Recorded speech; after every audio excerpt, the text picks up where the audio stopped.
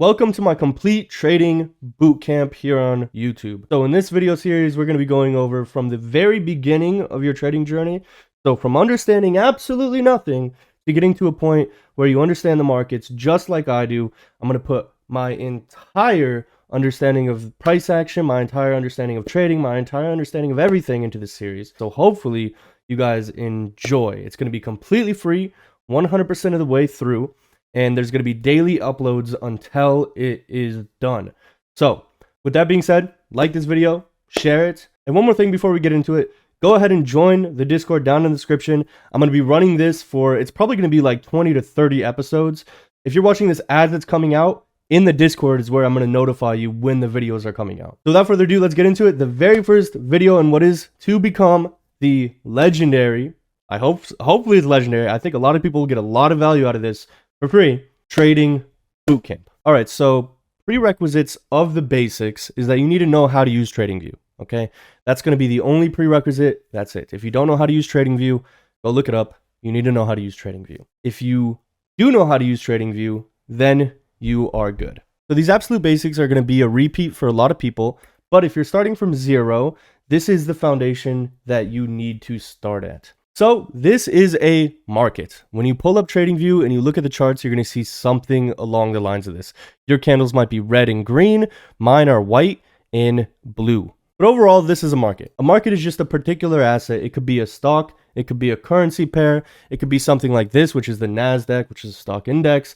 It could be gold. It could be anything. A market, think of it as it's just something that you could trade on, that you can make or lose money on, that goes down, sideways, up, and everywhere in between. Sometimes it moves like crazy, sometimes it barely moves at all, and the market kind of moves up and down all day long, every day long, and this is what we're trading on. And every single one of these bars that you see inside of a market, these are called candlesticks. The reason that we call them candlesticks is because they have wicks on top and they have a body. So the candle body is the part that's filled in, and the wicks are the little tails that come from the top and the bottom of the candles. Okay, and all candlesticks represent is a unit of time. So for example, if we look at this candlestick right here, inside of this unit of time, we moved down. Okay, as you can see, the market went downwards in this unit of time, and where we get that unit of time is from something called time frame. So if you look up in the top left corner here, you can see that what I have highlighted is the 15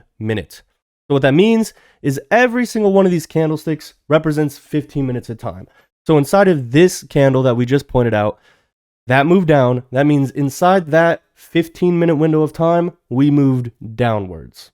So now let's talk about the different levels inside of a particular candlestick. So as already mentioned, I use white candles for price action that's moving up, and price action is just the market. Basically, the candlesticks that are moving up and down. I use white candles for candlesticks that go upwards, and I use blue candles for candlesticks that are going downwards. If you would like to change your candlestick colors for this course to match more closely to mine, this is how I have my colors set up. And the blue that I'm using is this color code right here, OC3299. You do not need to copy my colors. You can make your colors whatever you want. And in fact, as you progress in trading and using TradingView, you will probably go through many color schemes. I know I did. I went through many of them before I found what I liked, but it also doesn't matter, right? The colors aren't going to change your trading at all. So when we talk about candlesticks, and especially in this context, an upwards candlestick, all we have to remember is that the rectangle area is the body. Okay, so for both of these, the rectangle area is the body of the candlestick. When somebody says that candle's body is big or that candle's body is small, they could be looking at a candlestick like this. A candlestick could look like this. A candlestick could look like this. But whatever it looks like, the rectangle area is the body of the candlestick. On a up candle, the opening price of that candlestick is the level at the bottom of the body. So this is the open. And what does the open stand for? Well, remember how I told you how candlesticks represent a unit of time? So let's say that these are 15-minute candlesticks.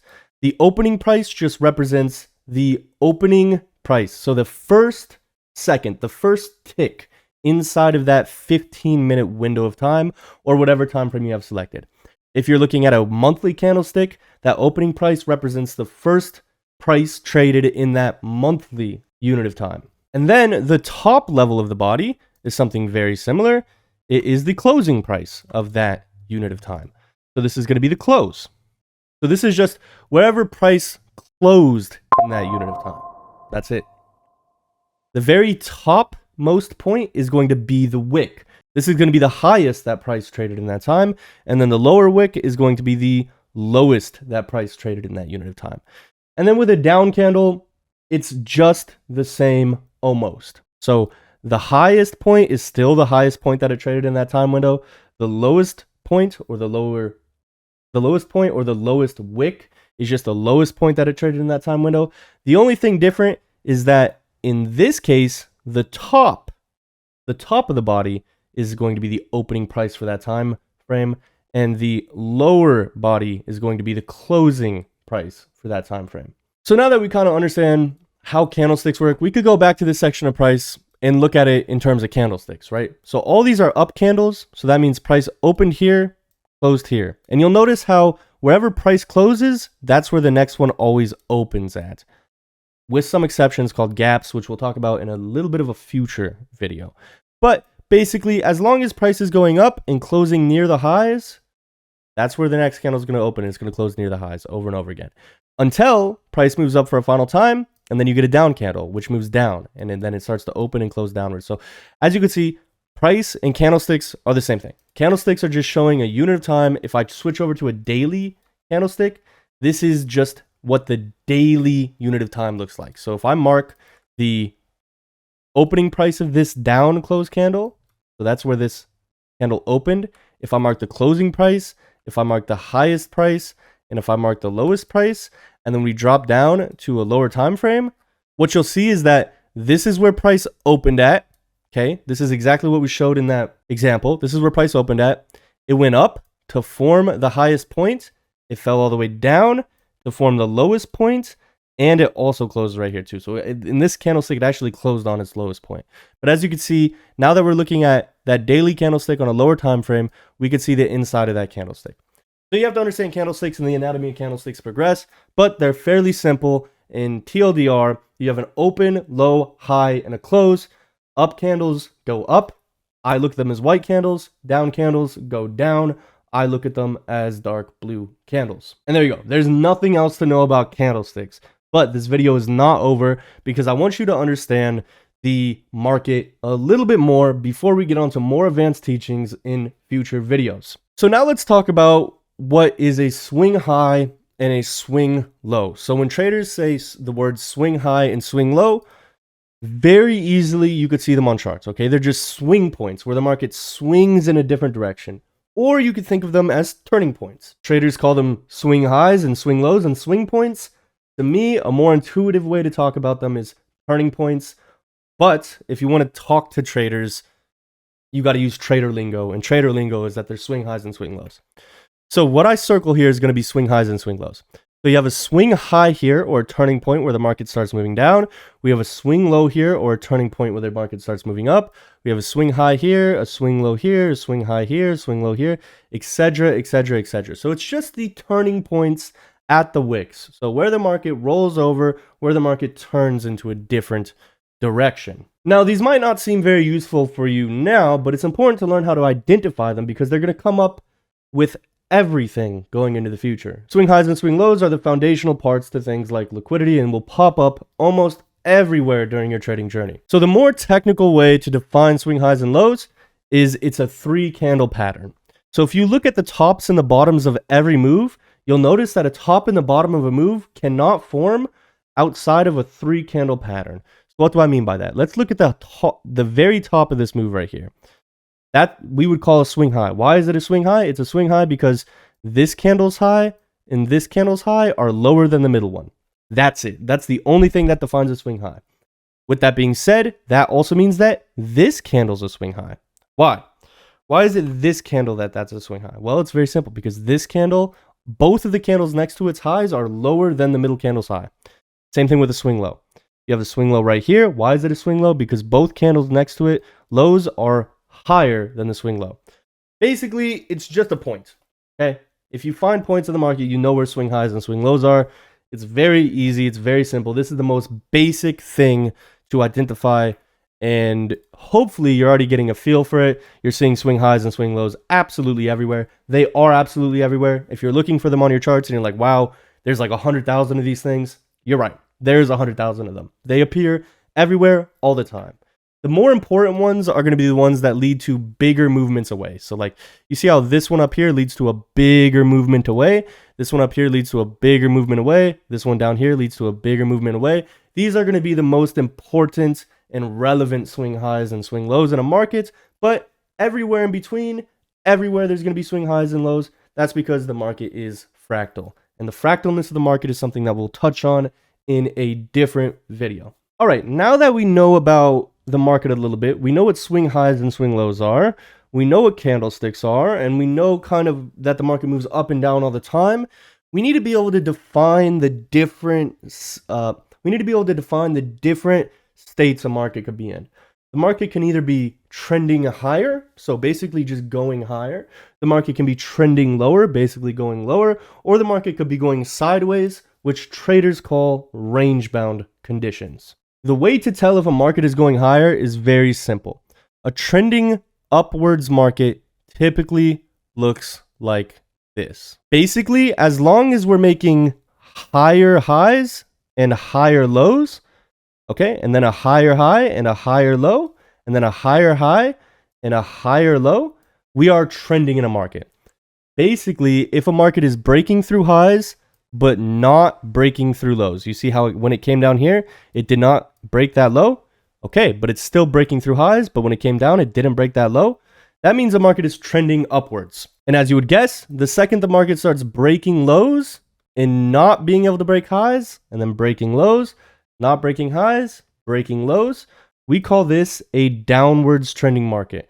The market is failing to break highs. As you can see, it tries to push up, it fails to break that high, and then it goes to break a low. This is it. There's no other definition of a trending market.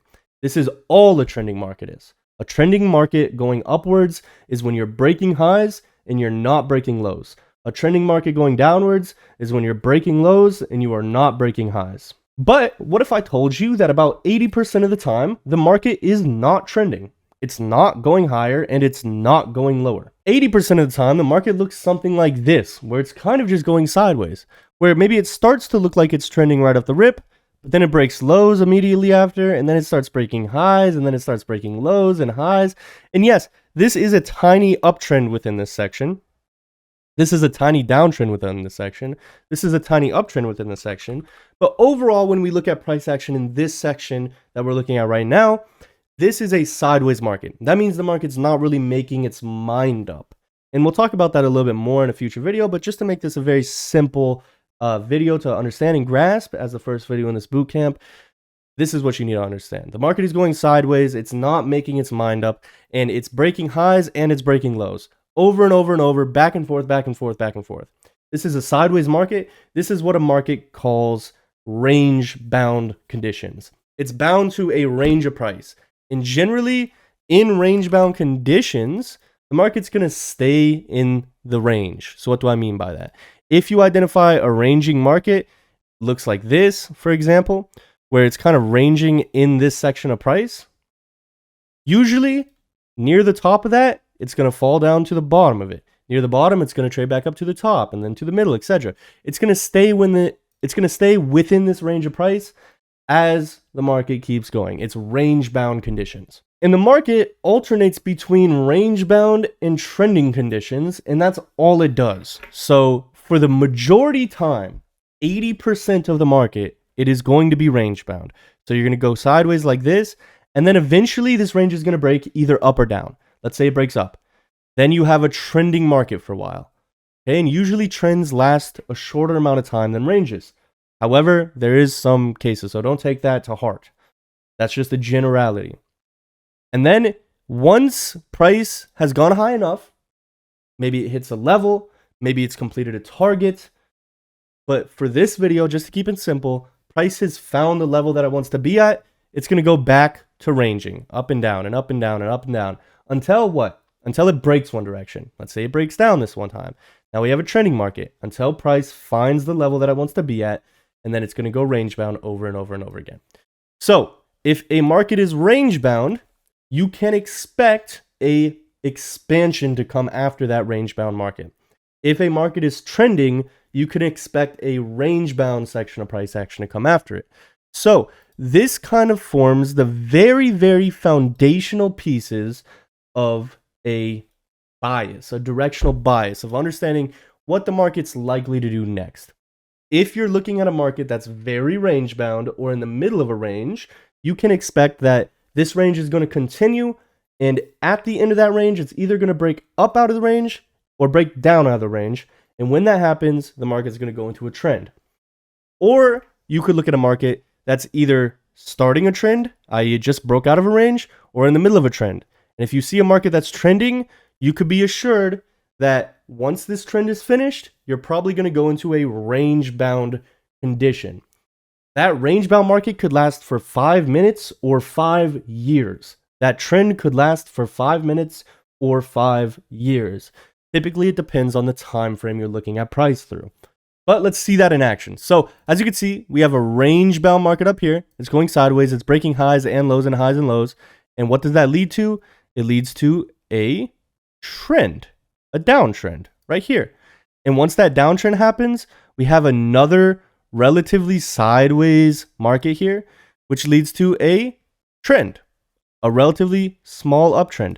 But that bigger trend is still going to prevail, right? Once that trend is done, we have a sideways market that leads to a downtrend right here.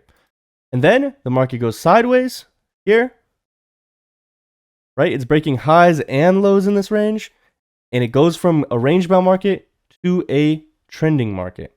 Again, so what you'll notice is that the market's always going from range-bound to trending, range-bound to trending, range-bound to trending. And the reason it's important to be able to understand what type of market we're in, where you could look at a chart and say, well, we're breaking highs and lows, we're in a range-bound market. Okay, we're only breaking down, we're in a trending market. The reason that's so important to identify is because certain ways of trading work better in a trending market and certain ways of trading work better in a range-bound market. You can probably guess that trying to, take a trade inside of a range-bound market to give you a outsized move is probably going to fail more often than trying to just get along with the trend. So certain ways of trading work better in range-bound conditions, and certain ways of trading work better in trending conditions. So that's more or less it for this first video in the bootcamp. If you're completely new to trading, I want you to go onto a chart and practice just identifying range-bound markets versus trending markets. Don't try to get too scientific with it, right? If the market is going sideways, it's range-bound. If it's breaking highs and lows, it's range-bound. If it's just going down or if it's breaking out of a range, that's a trending market, okay?